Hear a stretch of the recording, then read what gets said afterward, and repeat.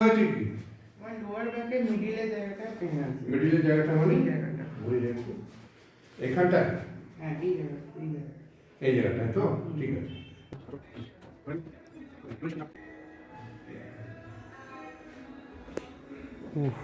এবার কি কথা বলবো?